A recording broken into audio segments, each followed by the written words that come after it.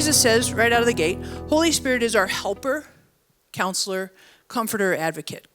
Helper. I'm just going to take the word helper. And you know me well enough. You're my church family watching online.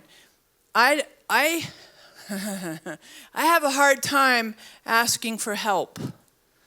Right? My life mantra is do it myself. I don't need help.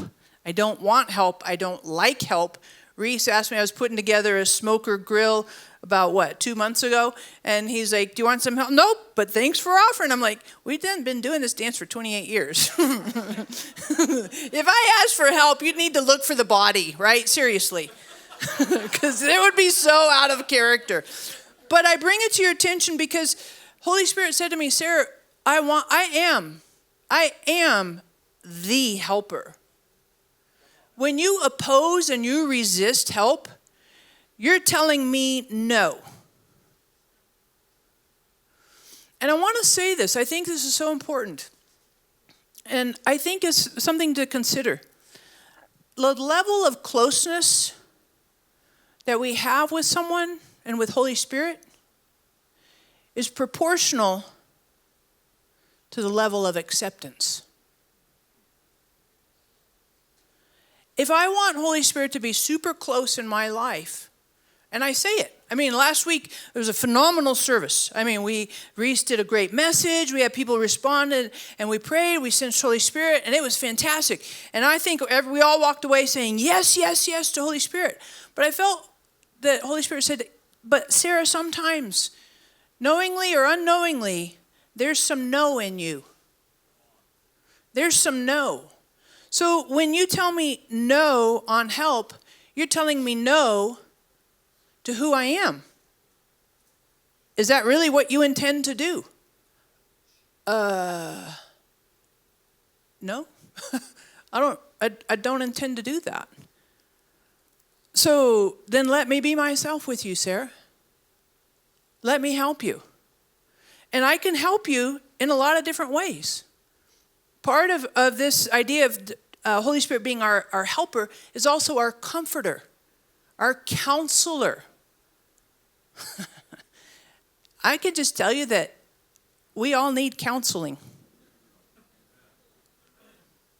I'm the poster child for, hey, counsel me.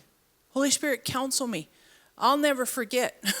Some years ago, and I'm just going to be super raw with you here. Some years ago, long time ago, I was doing a sermon Sunday morning, and I had a meltdown in the sermon. Like I kind of started crying, and at the end of it, I'm like super embarrassed. Like, how did you let yourself go that far?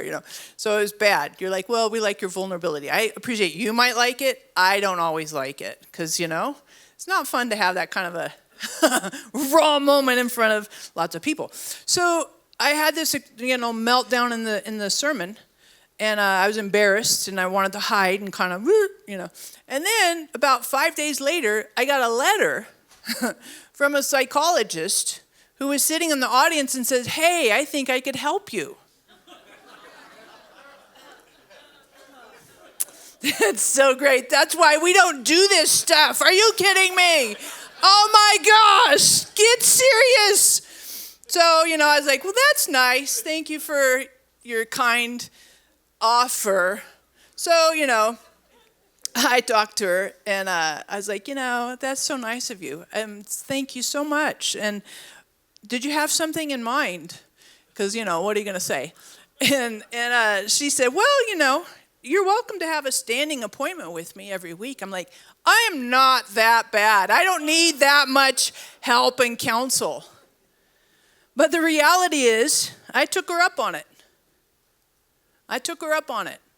And met with her for a long time, every week.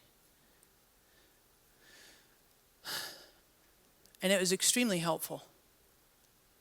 And Holy Spirit worked through her to counsel me, to grow me, to change me, to help me. Are we saying yes to Holy Spirit? Are we doing portion control? Or are we completely restricting and limiting Holy Spirit? We can only be as close to Holy Spirit as much as we accept wholly, fully who Holy Spirit is.